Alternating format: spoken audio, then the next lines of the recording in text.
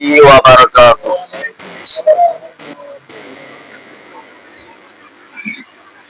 إن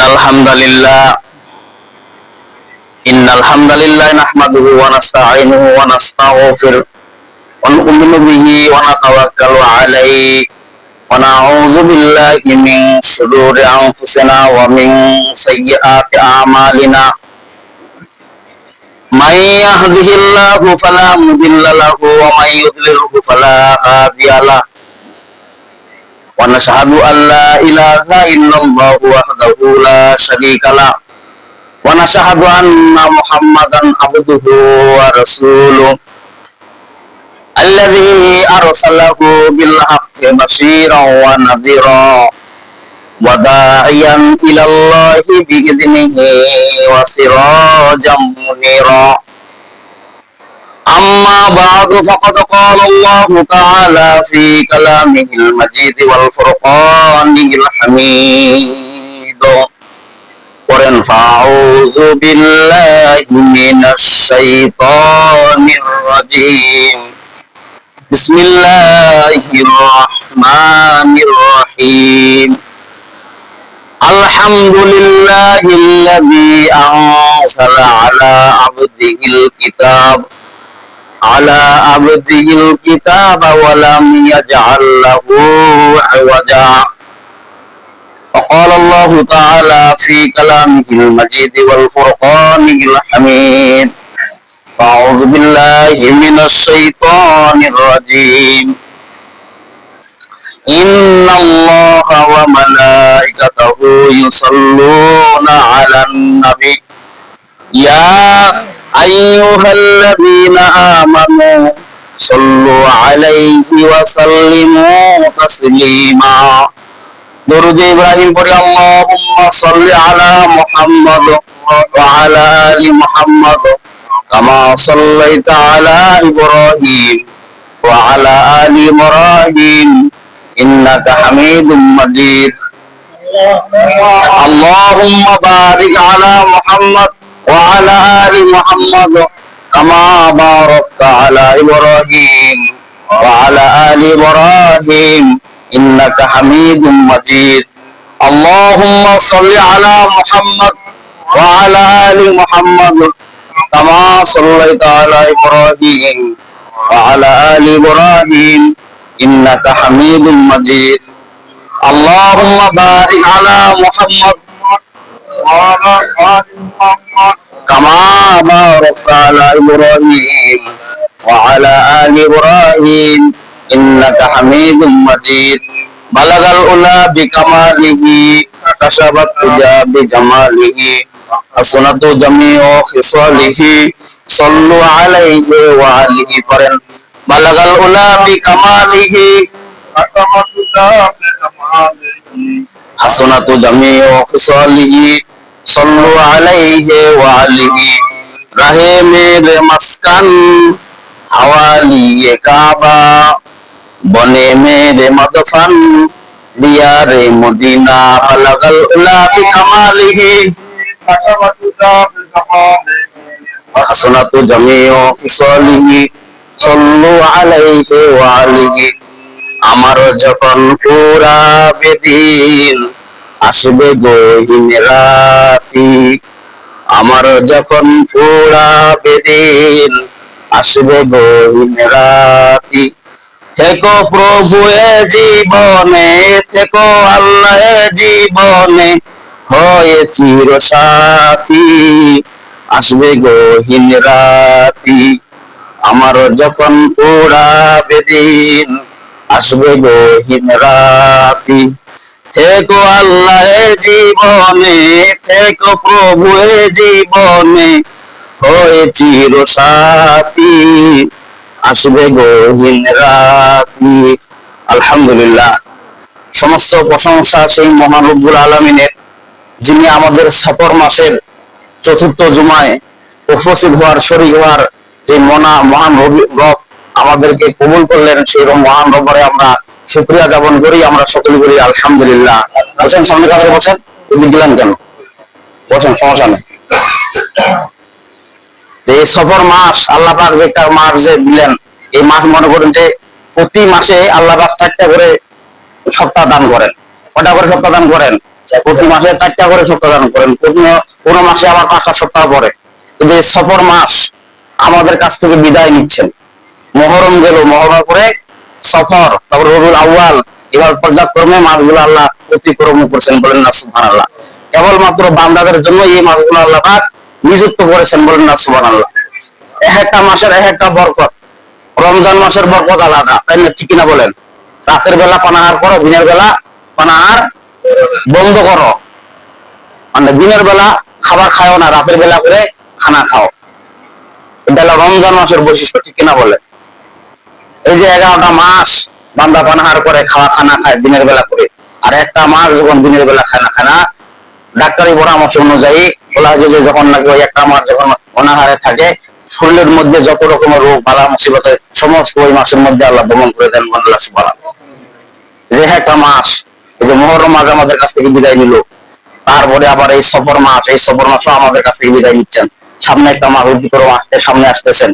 এই মাসটা এইভাবে পর্যায়ক্রমে যাই দিয়ে থাকবে, আর বান্দার হায়াত করবে, কমতেই থাকবে। বান্দার হায়াত কমতেই আছে। আপনি যেটাই মনে করেন যে নামাজ পড়েন নাম না পড়েন, আপনার হায়াত বসে থাকবে না, চলতেই আছে। ঘড়ির কাঁটা যেমন সেকেন্ডে যেমন 30 সেকেন্ডে 1 মিনিট হয়, তার ঠিক কিনা বলেন? 30 সেকেন্ডে 60 সেকেন্ডে 1 মিনিট হয়। আমি তো বলছি এটা পরীক্ষা করার জন্য, দেখি যে আপনার নলেজ গুলা কোথায় আছে। 30 সেকেন্ডে হাফ মিনিট, আর 60 সেকেন্ডে 1 মিনিট, আবার 30 মিনিটে 1 ঘন্টা। এইভাবে পর্যায়ক্রমে বান্দার সিডল করে দিয়েছেন আল্লাহ। আল্লাহ বলছেন যে বান্দা তোমার ঘড়ির দিকে ফলো করো। ঘড়ির দিকে কেমন করে ফলো করো? ঘড়ির কাঁটা চলতে আছে, তোমার জীবনেরও কাঁটা। তুমি নামাজ পড়লে কি না পড়লে কি, কাঁটা চলতেই আছে। তুমি সুদ খাইলে কি না খাইলে কি, আমার কাঁটা চলতেই আছে। তুমি হালাল পর্যায়ে চললে কি না চললে কি, আমার কাঁটা চলতেই আছে। আল্লাহ তাআলার কাঁটা চলতেই আছে। এই যে মুহররম চলে গেল, সফর চলে গেল, এভাবে পর্যায়ক্রমে মাসগুলো আসতেছে যাইতেই আছে, ঠিক না বলে? জুলাই মাস চলে গেল, আগস্ট মাস শুরু হয়ে গেল, ঠিক না? আগস্ট মাসের কয় তারিখ? 7 তারিখ। 7 তারিখ না, 31 মাস, 30 মাস, 31 মাস, এবার পর্যায়ক্রমে চলতে আছে। আল্লাহ পাক বলেন যে আমি কেবলমাত্র আমার বান্দাকে, আমি যাকে পছন্দ করি, কেবলমাত্র আমারই কাজ করার জন্য তাকে আমি তৌফিক দান করি, বলেন না সুবহানাল্লাহ। আল্লাহ পাক বলতেছেন কালামের ভিতর, লাইন শাকারতুম লাযিদান্নাকুম ওয়া লাইন কাফারতুম ইন্না আযাবি লাশাদীদ। যে বান্দা আমার নিয়ামত পায়, নিয়ামতের শুকরিয়া আদায় করে, তার নিয়ামতকে আমি আল্লাহ পাক বাড়ায়া দেই, বলি সুবহানাল্লাহ। এই যে সফর মাস, শেষ জুমা যে আল্লাহ পাক আমাদেরকে তৌফিক দান করলেন, এই যে মসজিদে আসার, আমরা কি বলতে পারবো যে এখান থেকে আমরা নামাজ পড়ে বাসায় যেতে পারবো? তার কোনো গ্যারান্টি নাই। যে আল্লাহ পাক যে আমাদের ইবাদত করার সুযোগ দান করলেন। আল্লাহ দেখেন কত সুন্দর ভাবে নামাজ গুলাকে সাজাইছেন। ফজর পড়লেন, তারপর জোহর, তারপর আসর, তারপর মাগরিব, তারপরে এশা, এইভাবে আল্লাহ পর্যায়ক্রমে জানাই দিলেন। ফজর শুরু হইলো আপনার নামাজ দিয়া, দিনের সমস্ত বরকত আপনাকে আল্লাহ দান করবেন যখন এই ফজরের নামাজ দিয়ে আপনি জমিনে যখন ভ্রমণ করবেন, বলুন না সুবহানাল্লাহ। তারপরে জোহর দান করলেন, আসর দান করলেন, এইভাবে পর্যায়ক্রমে আল্লাহ নামাজ দিয়েছেন। 5 ওয়াক্ত নামাজ বান্দাদের জন্য ফরজ করে আইন করে দিয়েছেন। আপনি ফজরের নামাজ পড়লেও আপনার হায়াত কাটা যাচ্ছে, না পড়লেও কাটা যাচ্ছে। আল্লাহ যে অশেষ নিয়ামত যে আমাদেরকে দান করেছেন। বলা হয় যে কিয়ামতের দিন কেমন হবে, যে বান্দার যখন আমল নামা যখন হাজিরা যখন বান্দার সামনে পেশ করা হবে, তখন বান্দাগুলো আশ্চর্য হয়ে যাবে। যারা নামাজি তারা তো খুশি মাতাহারা হয়ে যাবে, আর যারা বেনামাজি ওরা আত্মহারা হয়ে যাবে। হাই সর্বনাশ, দুনিয়ার মধ্যে গেলাম, কি করলাম আমি? দুনিয়া যে আল্লাহ পাক আমাকে পাঠাইলেন, কি কারণে পাঠাইলেন? আমি কি করলাম? কি কারণে আমি আসলাম দুনিয়ার মধ্যে? এখন দুনিয়া ছেড়ে এখন আমি আখিরাতে আসলাম, আমি কি জবাবটা দিব? এই জন্য নবীজি হাদিসের মধ্যে বলেন, আউয়ালু মা ইউহাসাবু বিল আবদু ইয়াউমাল কিয়ামাতিস সালাহ। নামাজের তালিকা যখন খোলা হবে, কিয়ামতের দিন সর্বপ্রথম আগে নামাজের তালিকা দেখা হবে, যে বান্দা কোন কি নামাজ পড়ছে না নাই। ফজরের নামাজ কোথায় পড়ছে? বাসায় পড়ছে না মসজিদে পড়ছে? দেখবে। ফজরের নামাজ পড়ছে কিনা পড়েন নাই, এটাও দেখবে। তারপর জোহরের নামাজ দেখবে, আসরের নামাজ দেখবে, মাগরিব দেখবে, এশা পর্যন্ত নামাজ আল্লাহ দেখবেন। দেখার পরে তারপরে আল্লাহ ফায়সালা দিবেন, রেজাল্ট। তার মানে কি? খাতা যখন কাটে, অঙ্ক কত নাম্বার, মনে করেন যে সাপোজ মনে করেন যে এই ফজরের নামাজটা মনে করেন অঙ্ক ক্লাস, জোহরেরটা ধরেন বাংলা, আসরেরটা ধরে ইংরেজি, তাই না? এশাটা ধরেন কোনো একটা সাবজেক্ট, বিজ্ঞান সাবজেক্ট। এখন আপনি অঙ্ক সাবজেক্টে যদি ফেল মারেন, ইন্টারে দিলে আপনাকে উপরে ক্লাসে ছড়াই দিবে, দেখবে যে কি তালিকা তো খালি ক্রস চিহ্ন, প্রথম তালিকা নাই, তারপর দ্বিতীয় তালিকা নাই, তৃতীয় তালিকা নাই। আমি যে এতগুলা একটা বছর যে ওকে যে আমি পরিশ্রম করে পড়াইলাম, যে একটা বছর যে সে পরীক্ষা দিতে পারলো নাকি, সেরকম আল্লাহ তাআলা জিন্দেগি দিচ্ছেন 60 বছর, 70 বছর, 80 বছর জিন্দেগি আপনাকে দান করেছেন। তাকে 40 বছর দিচ্ছেন, 40 বছর তালিকা দেখবে। তাকে 80 বছর দিচ্ছেন, 80 বছরের তালিকা দেখবে।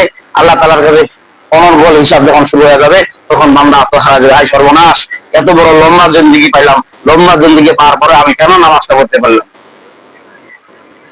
আমার আফসোস হয়ে যাবে, আফসোস। বলা হয় যে মুফাসসিরগণ ব্যাখ্যা লিখছেন যে আফসোস করতে করতে বান্দা হাত কামড়া শুরু, আঙ্গুল কামড়া শুরু করে দিবে।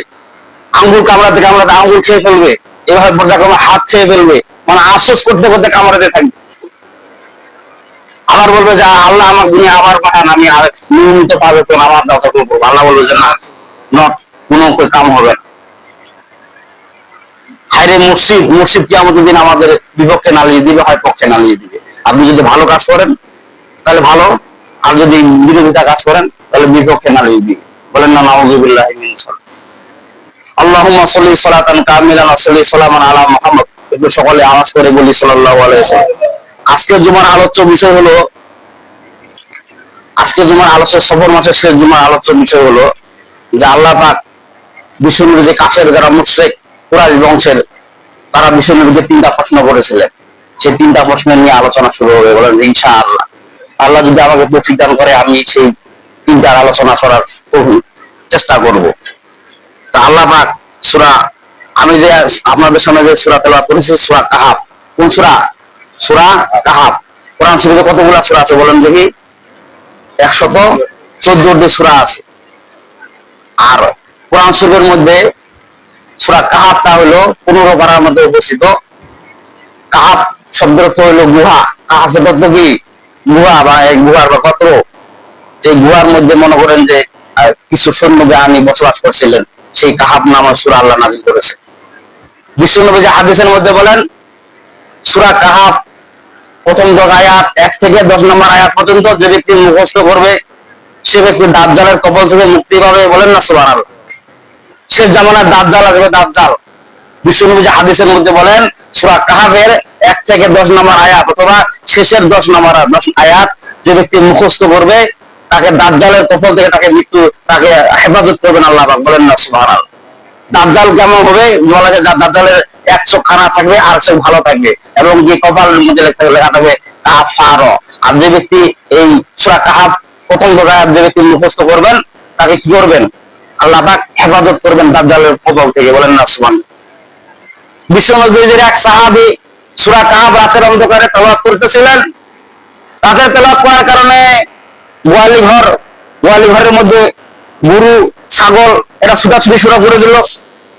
গৃহপালিত পশুগুলো ছুটাছুটি শুরু করে দিল। সূরা কাহাফ যখন ওই সাহাবী তেলাওয়াত করতেছিলেন, হঠাৎ করে গৃহীত পশু পাখিরা ছুটাছুটি করতেছিল। এই কাণ্ড দেখে সাহাবী ভয় খেয়ে গেলেন। হায় সর্বনাশ, আমি সূরা কাহাফ তেলাওয়াত করতে আসি আর পশু পাখিরা ছুটাছুটি করতে আসে, না জানি কি সর্বনাশ হচ্ছে। এই কথা তিনি নবীজির কাছে বলেন, হুজুর, আমি সূরা রাতের অন্ধকারে আমি সূরা কাহাফ তেলাওয়াত করতেছিলাম, হঠাৎ করে আমার গৃহ পশু পাখিরা ছুটাছুটি করতেছিল। বিশ্বনবীজি বলেন যে, হে আমার সাহাবী, তুমি কি জানো যখন সূরা কাহাফ তুমি তেলাওয়াত করতেছিলা, আকাশের মধ্যে সাকিনা নাযিল হইতেছিল। বলেন না সুবহানাল্লাহ। শান্তির প্রভাব, আবহাওয়া চালু হইতেছিল। সেই শান্তির আবহাওয়া প্রভাবের কারণে পশু পাখিরা ছুটাছুটিতে ছুটতেছিল। তুমি যদি রাতের অন্ধকারে সারা রাত সূরা কাহাফ তেলাওয়াত করতা, সারা রাত তোমার মধ্যে সাকিনা নাযিল হইতো। বলেন না সুবহানাল্লাহ। বিশ্বনবী আরো হাদিসের মধ্যে বলেন, এক জুমা থেকে আরেক জুমা শুক্রবারের সূরা কাহাফ যদি কেউ তেলাওয়াত করে, সূরা কাহাফ যদি জুমার দিন কেউ যদি তেলাওয়াত করে, জুমার নামাজের পরে যে কেউ যদি তেলাওয়াত করে, অথবা ফজর নামাজের পরে যদি শুক্রবারের দিন যদি তেলাওয়াত করে, বিশ্বনবী হাদিসের মধ্যে বলেন, কিয়ামতের দিনে সূরা কাহাফ তার জন্য নূর হয়ে যাবে। বলেন না সুবহানাল্লাহ। সূরা কাহাফটা কিয়ামতের দিন নূর হয়ে যাবে বান্দার জন্য। কেন হয়ে যাবে? এই সূরা কাহাফ তেলাওয়াত করার কারণে। বলেন না সুবহানাল্লাহ। এই সূরা কাহাফের মধ্যে আয়াত আছে 110 খানা। কয়খানা? 110 খানা। কোরআন শরীফের মধ্যে আল্লাহ 114 খানা সূরা নাযিল করেছেন। তার মধ্যে বলা হয়েছে যে আলহামদুলিল্লাহ, যে প্রশংসা দিয়া 5টা সূরাকে আল্লাহ প্রথমে পর্যায়ে নাযিল করেছেন। বলেন না সুবহানাল্লাহ। 1 নম্বর হলো সূরা ফাতিহা, শুরুতে আলহামদু আছে। 2 নম্বর হলো আনআমের শুরুতে আলহামদু আছে। তারপর 3 নাম্বার হলো সূরা ফাতিরের শুরুতে আছে, 4 নাম্বার হলো সূরা সাবার শুরুতে আছে, আর 5 নাম্বার হলো সূরা কাহাফের শুরুতে আলহামদুলিল্লাহ আল্লাহ প্রশংসা দিয়া বলে নাযিল করেছেন, বলেন না সুবহানাল্লাহ। তো মক্কার কাফেররা কেমন ছিল? মক্কার কুরাইশ বংশের কাফেররা রাতের অন্ধকারে বিশ্ব নবীজিকে মারার জন্য পায়তারা করলো। কেন পায়তারা করলো? বিশ্ব নবীজি যখন কোরআনের কথা বললেন না, হক কথা বললেন না, তখন কোনো সমস্যা নাই। আর যখন নাকি বিশ্ব নবীজির পুরো কোরআন নাযিল হয়ে গেল, যখন আল্লাহ পাক বললেন হে রাসূল ইয়া আইয়ুহার রাসূল বাল্লিগ মা উনজিলা ইলাইকা মির রাব্বিক ওয়া ইল্লাম তাফআল ফামা বাল্লাগতা রিসালাতাহু ওয়াল্লাহু ইয়াসিমুকা মিনান নাস ইন্নাল্লাহা লা ইয়াহদিল কওমাল কাফিরিন। আল্লাহু আকবার। আল্লাহ পাক বলেন হে রাসূল, আপনার প্রতি যে কোরআন নাযিল করা হয়েছে সেটা ন্যায়সঙ্গত কোরআন। এই কোরআনের কথা আপনি প্রচার করে দেন, আপনার উম্মতদেরকে প্রচার করে দেন, তাদেরকে সুদ ঘুষের কথা বলেন, হারাম হালালের বয়ান করেন। যখন নবীজি এই কথা বলা শুরু করে দিল, হারাম হালালের কথা যখন বয়ান করে দিল, যখন বলল সুদ খাওয়া হারাম, যখন হালাল পর্যায়ে বয়ান করা শুরু করে দিল, তখন মক্কার কাফের একটা সর্বনাশ। এতদিন এই পাখিরা চুপা ছিল তো ভালো হয়েছিল, এই পাখিরা এখন প্রচার করা শুরু করে দিয়েছে। এই পাখিরা যেভাবে প্রচার করা শুরু করে দিয়েছে কোরআনের কথা, তাহলে তো আমাদের নেতৃত্ব ওই মুহাম্মদের হাতে চলে যাবে, বলেন না নাউজুবিল্লাহ। তারা এই ধারণা করলো যে আমাদের নেতামেগিরি, আমাদের দুনিয়া সব নেতৃত্ব ওই মুহাম্মদের হাতে চলে যাবে। কি করা যায়? মক্কার কুরাইশ বংশের কাফের আবু জেহেল, উদ্বা সাহেবেরা তারা একটা যুক্তি করলো, একটা বৈঠক করে যুক্তি করলো যে মুহাম্মদকে আমরা ফজরের নামাজের পরে যখন কিয়া থেকে বাইর হবে, ঘর থেকে বাইর হবে, তবে আমরা কতল করে ফেলব। এই ঘটনা হযরত আলী রাদিয়াল্লাহু তাআলা আনহু কানে গেলেন। আলী রাদিয়াল্লাহু তাআলা যুবক বান্দা ছিলেন, যুবক শ্রেণীর লোক ছিলেন। তিনি নবীজির কানে বললেন যে হুজুর, মক্কার কাফেররা, কুরাইশ বংশের কাফেররা তারা পায়তারা করছে, আপনাকে হত্যা করবে। আপনি একটা কাজ করেন হুজুর, আপনি যখন বিশ্রাম নেবেন, রাতের অন্ধকারে আপনি অন্য জায়গায় বিশ্রাম নেবেন, আপনার জায়গায় আমি বিশ্রাম নিব। আর মক্কার কাফের কুরাইশ বংশেরা তারা আমাকে মুহাম্মদ মনে করে হত্যা করে ফেলার। সাহাবীদের কেমন আকীদা ছিল, আল্লাহু আকবার। সাহাবীরা কেমন নবীজিকে ভালোবাসতেন। বলতেছেন আলী রাদিয়াল্লাহু তাআলা আনহু, হুজুর রাতের অন্ধকারে তো মক্কার কাফের বংশরা আপনাকে তো বাড়ি ঘেরাও করে আপনাকে মৃত্যু মারে ফেলাবে, তা আপনি আপনার অন্য জায়গায় বিশ্রাম করবেন, আর আপনার জায়গায় আমি বিশ্রাম করবো, ওই জায়গায় আমাকে আলীকে মারে ফেলাবো। মোহাম্মদ আপনি তাও বাঁচে থাকেন, বলেন না সুবহানাল্লাহ। কারণ আল মুহাম্মদ যদি বাঁচে থাকে, কোরআনের হক কথা প্রচার হয়ে যাবে, মানুষ হালাল হারাম চিনবে, জাহান্নাম জান্নাত চিনবে, ঠিক কিনা বলেন? সাধারণ মানুষ, একটা আলেম মানুষ দিয়া তারা জাহান্নাম জান্নাত একটা রাস্তা খুঁজে পায়, ঠিক কিনা বলেন? সাধারণ মানুষরা কি করে নিজেও জানে। আপনার লোক সাধারণ মানুষ আবার আলেম ওলামার বিরোধিতা করে। মক্কার কাফের বংশের, কুরাইশ বংশের লোকেরা বিশ্ব নবীজির বাসা ঘেরাও করলেন। ঘেরাও করার পরে নবীজিকে হত্যা করার জন্য পায়তারা করলেন। বলেন মুহাম্মদ যখন ঘর থেকে বাইর হবে তাকে আমরা মেরে ফেলবো, আর যদি ঘর থেকে যদি না বাইর হয় তাহলে ঘরের ভিতরে আমরা মারে ফেলবো। আবু জেহেল, উতবা সাহেরা এইবার এই পায়তারা করলেন। জিবরাইল আলাইহিস সালাম জানাচ্ছেন, হে রাসূল, আল্লাহ পাক আপনাকে সালাম জানাইছেন, বলেন না সুবহানাল্লাহ। জিবরাইল আমিন বলতেছেন, হে রাসূল, আল্লাহ পাক আপনাকে সালাম জানাইছেন। কি সালাম জানাইছেন? বলেন আল্লাহ পাক একটা আয়াত শিখাই দিলেন, মক্কার কাফেররা আপনার চতুর্পাশে তো ঘেরাও করে আছে, আপনি যখন গমন করবেন, বাইরে থেকে গমন করবেন, এক মুষ্টি বালু হাতের মধ্যে নিবেন, নিয়ে আপনি এই আয়াত পাঠ করবেন, ইজ রামাইতা ওয়ামা রামাইতা ওয়ালাকিন্নাল্লাহা রামা। এই আয়াত পাঠ করে হাতের মধ্যে ফুঁক দিবেন, সমস্ত বালু কাফেরদের চোখের মধ্যে আমি আল্লাহ পাক পৌঁছায় দিব, বলেন না সুবহানাল্লাহ। হাজারো ব্যথা বেদনার পরে ফিরে আসনি তুমি আপন ঘরে। ইসলামের কথা প্রচার করতে ছেড়ে দিলেন নবীজি মদিনায়, মক্কা ছেড়ে। তিনি মক্কা ছেড়ে তিনি মদিনায় গমন করলেন, একমাত্র এই ইসলামের কথা কারণ তিনি মক্কা ছেড়ে কোথায় ভ্রমণ করলেন? মদিনায় ভ্রমণ করলেন, একমাত্র ইসলামের খাতিরে। তিনি ইসলাম যখন প্রচার করলেন তখন মদিনা যা ভ্রমণ করে, কারণ মদিনার মধ্যে তাইফের বাসীরা অন্যায় ভাবে বিশ্বনবীকে কি করছেন? আঘাত দিচ্ছেন, বলেন না নাউজুবিল্লাহ মিন যালিক। 3টা প্রশ্ন কাফের কুরাইশ বংশের মক্কার লোকেরা 3টা প্রশ্ন করলেন। ইহুদি এবং কুরাইশ বংশের কাফেররা বলতেছে যে আপনি যদি মোহাম্মদ যদি শেষ নবী যদি হয়ে থাকেন, তাহলে 3টা প্রশ্ন আপনাকে করলাম, এই 3টা প্রশ্নের উত্তর যদি দিতে পারেন তাহলে আমরা মনে করব যে আপনি নিশ্চয়ই নবী। কুরাইশ বংশের কাফেররা বলতেছেন নবীজিকে। 1 নম্বর প্রশ্ন হলো আসহাবের কাহাবের ব্যাপারে আপনি কি জানেন? 1 নম্বর প্রশ্ন। 2 নম্বর প্রশ্ন হলো বাদশাহ জুলকারনাইনের ব্যাপারে আপনি কি জানেন? 3 নম্বর প্রশ্ন হলো রুহু কি জিনিস? বিশ্বনবীজি বলেন যে আমি আগামীকাল তোমাদের প্রশ্নের উত্তর দিয়ে দিব, বলেন না সুবহানাল্লাহ। তো বিশ্বনবীজি এই কথা বললেন, বলার পরে ইনশাআল্লাহ না বলার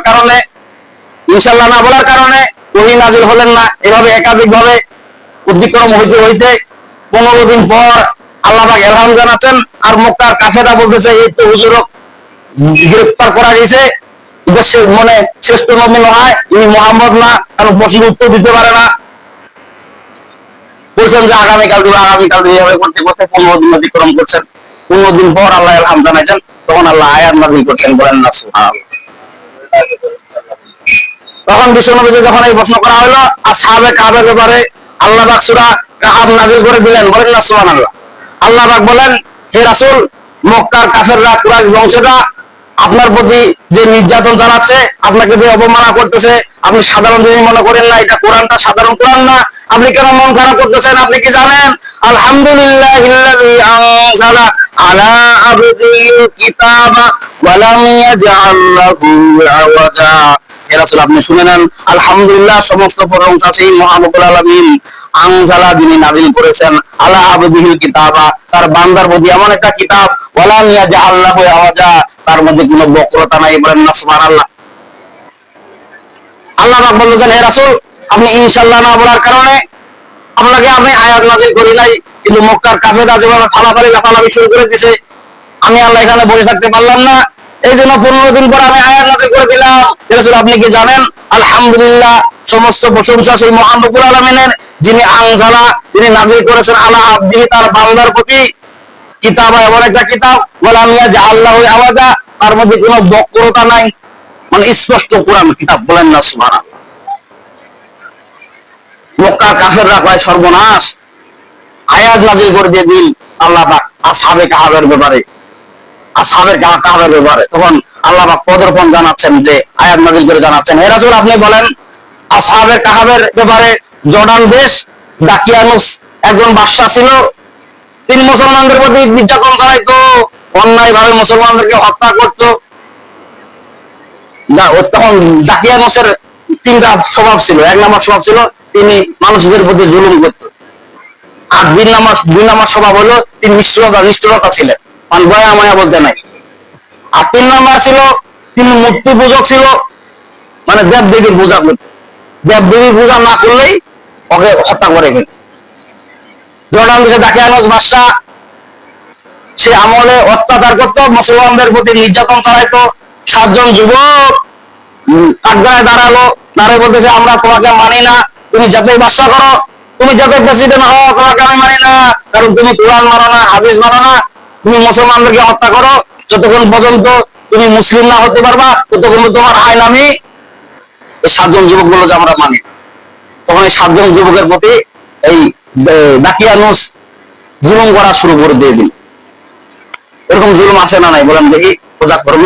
তখনকার জামানায় একজন হকার ইমামদার মসজিদের খতিব মসজিদের মধ্যে বয়ান করতেছেন, সুদ ঘুষের বয়ান করাকালীন করতে করতে হঠাৎ করে ওই এলাকার মসজিদের মধ্যে কেশিয়ার সাহেব শুকর ইমাম খতিব সাহেব তার জানেন, আরো অন্যান্য লোক সুদ খায়, মসজিদেরও তো দায়িত্বে নিয়োজিত আছে, সুদ খায়। এই কথা যখন মসজিদের মধ্যে যখন বয়ান শুরু করা শুরু করলেন, সুদের বিরুদ্ধে যখন বয়ান শুরু করে দিলেন, ওই খতিব সাহেব একটা ছোট একটা মাদ্রাসা চালায় আর মসজিদে খতিবগিরি করে। যখন এইভাবে ওই ইমাম যখন মসজিদের মধ্যে বক্তব্য দিলেন সুদের বয়ান দিয়ে, এখন ওই মসজিদের কেশিয়ার আর আশেপাশের যারা মসজিদ দেখে ওরা কিন্তু সুদ খায়, এইটা ইমাম সাহেব তারা জানে না, এইভাবে চূড়ান্ত বয়ান শুরু করে দিল। হঠাৎ করে ওই মসজিদের কমিটি, সভাপতি, কেশিয়ার এরা চক্রান্ত করতেছে যে ইমাম সাহেব কেমন করে বাইর করে দেওয়া যায় মসজিদে। বলছে কেন? বাইর না করলে যেভাবে বক্তব্য দেওয়া শুরু করে দিয়ে দিছে, তাহলে তো আমাদের সুদ খাওয়া বন্ধ হয়ে যাবে, সুদ খাওয়া বন্ধ হয়ে যাবে, তাহলে কি করা যাবে? কেশিয়ার সাহেব বলতে একটা কাজ করা যায়। কবে কি কাজ? বলছে আমি খাটের মধ্যে মরার ভান করে থাকবো, আপনারা ঘাড়ে করে নিয়ে যাবেন, বলবেন যে ইমাম সাহেব জি এক লোক মারা গেছে, আপনার জানাজা পড়ায় দেবে, মসজিদের ইশিয়াক সাহেব মারা গেছে, আপনার জানাজা পড়ায় দেবে, তাই নাকি কি? আর জানাজা পড়ার শেষে যখন আপনি পশ্চাতে মারায় উঠবেন, তখন বলবেন যে জীবিত লোকে জানাজা কেন পড়াইলেন, আপনার চাকরি নয়। জীবিত লোকের জানাজা কেন পড়াইছেন, এখানে আপনার চাকরি নয়। অনেক কিয়া খুঁজে পায় না, ওটা করে প্রসেস খুঁজে পাই যে জীবিত লোকের জানাজা কিভাবে পড়াইছেন, এই জন্য আপনার চাকরি বাস। এখন খাটের মধ্যে খাটিয়া নিয়ে আসতেছে, চারজন আর পিছিয়ে সব শুয়ে আছে, খাটিয়া নেওয়ার পরে জিজ্ঞেস করে আশহাদু আল্লাহ ইলাহা, এরা জিজ্ঞেস করছে ইমাম সাহেবের চাকরি খাও, ইমাম সাহেবের চাকরি খাও, মানে এদের জিজ্ঞেস লইল বাস। খাটিয়া নিয়ে আসে, ডাকতেছে ইমাম সাহেব হুজুর। ইমাম সাহেব বলছে জি বাড়ার নাম বলেন। বলছে কেশিয়ার সাহেব মারা গেছে, আপনার জানাজা পড়াইতে হবে। হঠাৎ করে আবার কেঙ্গেরি কেশিয়ার সাহেব মারা গেল। বলছে মৃত্যু তো হঠাৎ করে হয়। বলছে হ্যাঁ ঠিকই তো, তাহলে মৃত্যু কিন্তু হঠাৎ করে বাস। ওই ইমাম সাহেব আসছে, আসে পরে জানাজা, জানাজার তাকবীর কয়টা হয় বলেন দেখি? 4টা। ইমাম সাহেব দিলেন 6টা। সর্বনাশ। ইমাম সাহেব পরে ধরিব, কি ইমাম সাহেবের 6 তাকবীর বাড়ি করিব, চাবি তাকে হলো 4টা, আর ইমাম সাহেব 6 তাকবীর বাস। 6 তাকবীর দিয়ে জানাজা শেষ করলেন। শেষ করার পরে আমরা নাসা গুদ্দা, মসজিদের সভাপতি সিগারেট নাসার গুদ্দা, ইমাম সাহেবের চাকরি নয়, ইমাম সাহেবের চাকরি বলছে কেন? আপনি ভুল করছেন দুইটা। 1 নম্বরে 6 তাকবীরে জানাজা পড়াছেন, আর 2 নম্বরে হলো জীবিত লোকের জানাজা পড়াইছেন। সর্বনাশ বাস। ইমাম সাহেব দেখাচ্ছে কথাটা। এখন ইমাম সাহেব বলতেছে ওই লোকটাকে নিয়ে আপনি দাফন করে দিয়ে দেন, মাটি দিয়ে দেন, লোকটা মারা গেছে যাবেন। ঠিকই ঠিকই দেখে সর্বনাশ, আব্দুর রহমান মারা গেছে, কেশিয়ার সাহেব মারা গেছে, সর্বনাশ। ইমাম সাহেব বলতেছেন আপনারা যে পায়তারা করছেন, আল্লাহ পাক আপনার আমাকে স্বপ্নের যোগে ইলহাম জানাইছেন, বলেন না সুবহানাল্লাহ। জানাজার নাম তাকবীর হয় 6টা আর 4টা। আমি যদি 6টা, তার মানে কি প্রথম তাকবীরে আমি ওকে ঘুম বাড়াই দিছি, দ্বিতীয় তাকবীরে আমি আমার ঘুমটা বাড়ি করে নিয়ে খাটের দিকে ঘোরাঘুরা করেছি, এবং তৃতীয় তাকবীরে আমি জানাজা শুরু করছি। এভাবে 4 তাকবীর দিয়ে 6 তাকবীর শেষ করছি। সর্বনাশ গো। এখন তো এই সভাপতি আর মসজিদের সিগারি খান্না মুন্ডা আছে, আমার কেশিয়ার সাহেব ফেরত দাও, নাহলে আমার অবস্থা খারাপ, নাহলে তো আমার কি করবি এই কেশিয়ার সাহেবের বাড়ির লোক। তার বাড়ির লোকও জানে যে এরকম করে ইমাম সাহেব চাকরি খাওয়া জানি লেখা বলছে। ইমাম সাহেব বলছে না, কাজ হবে। বলছে কি কাজ হবে? বলছে আমার মাদ্রাসাটা নরমাল, এটা আরো হাই কোয়ালিটি করতে হবে, আর আমার ইমামতিটার প্রযোজ্য দিতে হবে, যে আপনারা চাকরি কোনোদিন খাইতে পারবেন না। সর্বনাশ গো। তাই নাকি? হ্যাঁ, যেমন কুকুর তেমন মুকুর, সেটা কিভাবে দিছে?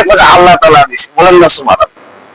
এজন্য আল্লাহ তাআলা বললেন যে এই কোরআনটা কেমন কোরআন, এই কোরআনটা আমি যাকে নাযিল করেছি তাকে শ্রেষ্ঠতা দান করেছি, বলেন না সুবহানাল্লাহ। সাধারণ কাঠ, কাঠ আছে না নাই? সাধারণ কাঠ ফালায় রাখে, পায়ের মধ্যে শটকায়, যখন এই কাঠটা বিহীন হয়ে যায়, কোরআনের সাথে সম্পর্ক রাখে, সেই তাকে সবাই ইজ্জত করা শুরু করে দেয়, বলেন না সুবহানাল্লাহ। সাধারণ একটা কাপড়, গিলা কাপড়, এই কাপড়টা যখন কোরআনের যখন কভার হয়ে যায়, তখন কি হয়ে যায়? ওটাকে সবাই সম্মান দান করে। আল্লাহ নবী কথা বলতেছেন আলহামদুলিল্লাহিল্লাযী আনজালা আলা আবদিহিল কিতাবা ওয়া লাম ইয়াজআল লাহু আওয়াজা। আলহামদুলিল্লাহ, সমস্ত প্রশংসা সেই মহান রব্বুল আলামিনের জন্য। আনজালা, আনজালা আলা আবদিহি, যিনি নাযিল করেছেন তার বান্দার প্রতি, কিতাবা এমন একটা কিতাব, ওয়া লাম ইয়াজআল লাহু আওয়াজা, তার মধ্যে কোনো বক্রতা নাই, বলেন না সুবহানাল্লাহ।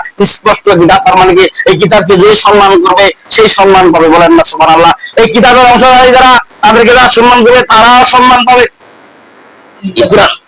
এই কোরআনের যারা আমার ধারক বাহক, তাদেরকেও আল্লাহ তাআলা এই সম্মান দান করবেন, বলেন না সুবহানাল্লাহ। তা আল্লাহ পাক আমাদেরকে সবাইকে সঠিক সমঝ দান করুন। ওয়া আখিরুল আলহামদুলিল্লাহি রাব্বিল আলামিন।